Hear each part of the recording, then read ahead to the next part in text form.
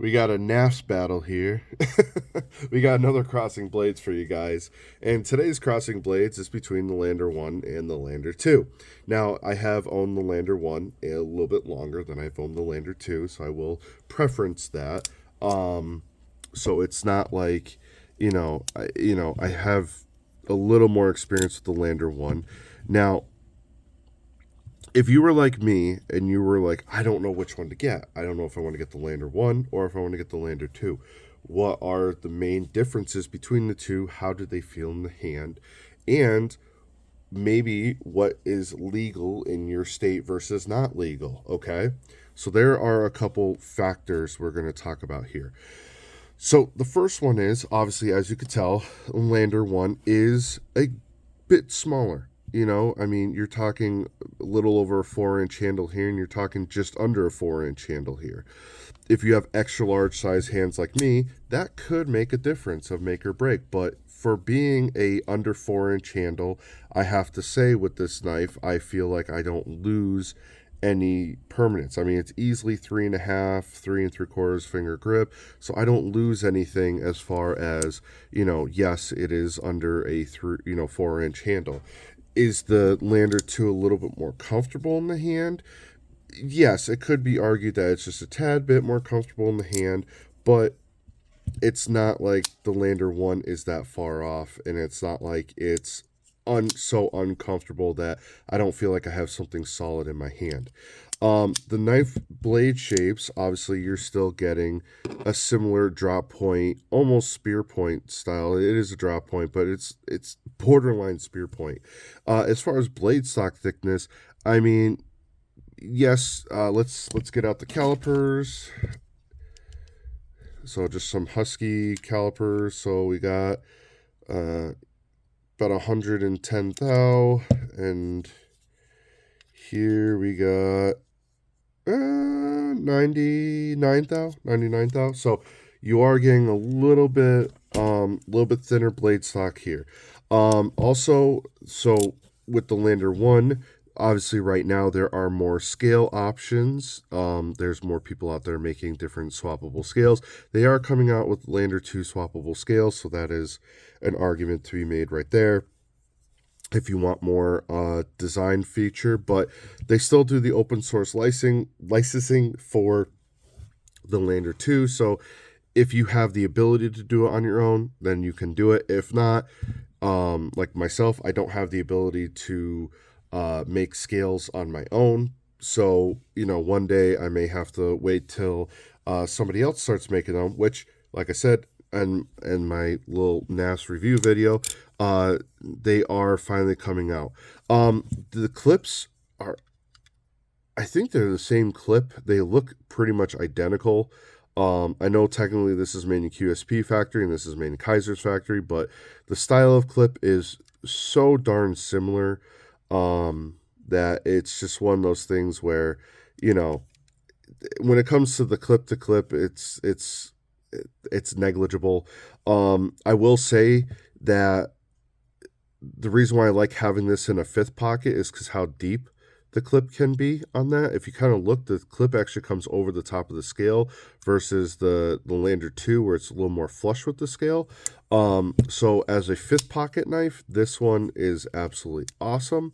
The other thing is, even though the clip is reversible on this side, just like this one, the clip is reversible, this is a liner lock. So if you're a lefty, you may have to obviously, do a little bit more with pushing it versus a righty, which it may feel a little bit more natural, but most lefties, I'm pretty sure that they've been doing this for so long that that is natural to them.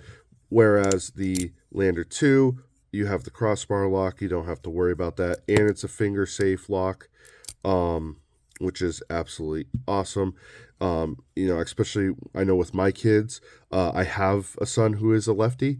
And what I do is I had a knife that was given to me through a trade. That's a long story. And it came with a crossbar lock, and I converted it to a lefty. And, with my other son, I may look at a crossbar lock for him because that is one of the big things with anybody is, if you're dropping it down, you don't want to drop it on your fingers. Now, one of the biggest things, obviously, is knife Lander 1 versus Lander 2 is what are your knife laws. You have to check with your local government and figure out what your knife laws are, because some states you can't have over a 3-inch blade, and luckily for the Lander 1 it is under a 3-inch blade, which is great. The Lander 2 obviously is 3.25-inch blade. As far as steels wise, now see, this is the 14C28N version, whereas this is the S35VN version. You can get Lander 1s down S35VN, which is fine. There's nothing wrong with that. You're paying, I think these in Lander 1 with the S35, I believe they're around the 140-ish mark, or 150-ish mark, if I remember right. I think it might have been around 150, and these are around the 130-ish mark. So it depends. Obviously, the 14C28N, which is this, is less money than that, and then the D2 version is a little bit less than that. So as far as edge retention wise, so for strength, 14C28N obviously is a little bit stronger than S35VN. Not much stronger, but it definitely is a little bit stronger. For ease of sharpening, 14C28N is going to be a little bit easier to sharpen. Edge retention, S35 technically will have a better edge retention, but it's kind of like what you lose in strength from the 14C to the S35, you gain, it's like it's almost like the edge retention, even though it is less on the 14C28N, you almost gain back more because it's easier to sharpen back, it's easier to strop back, and it's stronger, so it more rolls the edge than chips.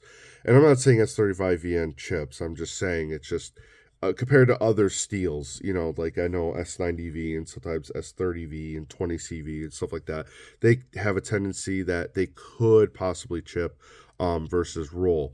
So if you want to know what I mean by that, when you have your apex of your knife blade and you start using it, if you have a good, stronger steel like the 14C, your edge may roll like this, you strop it back, it comes back. Whereas, different knife steels, when it chips, it might go like this, or actually I should say be more like this, where it might create a chip basically, and that's something you can't really strap back. Unfortunately, you have to sharpen it, but that's a whole nother ball game. That's a whole nother story. S35VN still does very well and actually is very good with not chipping. But as far as edge retention wise, technically the S35VN is a little bit better in edge retention. But believe it or not, I haven't seen much of a difference between D2 and S35VN as far as edge retention. I've had really good luck with D2 steel, which is the other version of the Lander 1. The reason why I went with the 14C28N is because I wanted it as a tougher backup blade that was also under 3 inches, depending on where I went. That's why I originally went with the Lander 1 in general. My knife laws in my state allow me to carry above a 3-inch blade, but that's a whole nother story. So what are the main differences between the two? Well, let's break it down. You got G10 versus micarta. Some people love micarta, some people love G10. I think they did an amazing job with the G10, where it's nice and grippy, and the micarta feels great. It's not too grippy. It's actually got like a smoothness to it, but if you can hear that, it does, even though it's smooth, it does grip your hand, where, even though this grips your hand in a different way, I could still move it back and forth pretty well, so that's something to consider in a factor. Stainless wise, they're both going to be very similar. So if you don't care for a liner lock, obviously you're going to want to go with the Lander 2. If you can't carry a bigger knife, then obviously you're going to want to go with the Lander 1. If you are a lefty, you may want to consider the Lander 2 because of the ambidextrousness of the crossbar lock. And as far as steel-wise, 14C28 S35, yeah, technically you gain more edge retention here, but you gain more toughness here. So in some ways, I like the extra little toughness because I have, S90V knives and stuff like that. And sometimes if you're in a slicing situation and you need to slice paper or cardboard all day long, yeah, the S90V is going to be great. But in other situations where you need to, like, I'm not saying pry, don't use your knives for prying. It's a knife, it's meant for cutting. But if you're going to be doing straps or zip ties or something that might need a little extra strength behind the metal, the 14C20 obviously will help with that. Um, Being a smaller knife too, uh, people don't get as scared as easily in public, even though I don't think knives should be very scary, but I think movies and Hollywood, but that's for politics, and we're not going to talk about that. So at the end of the day, I think they both have their advantages and disadvantages. I think both are amazing knives, and I think you can't go wrong with either one. If you don't care for small knives and you have really large hands like myself, then yeah, the Lander one's probably not going to be for you. But I still think having extra large size hands myself, I have no issue with the Lander one, and I actually really like how tiny, I shouldn't say tiny, but how comfortable it is for the size it is in my hand. And like I said, fifth pocket knife, no issue. Let me know what you guys think. Let me know if you have both of them, or if you have one or the other, or if you were thinking about picking up one and this helped you decide which one you wanted to go with. Take care, guys. Be safe. Remember to like, comment, subscribe, and let me know what you think. Take care.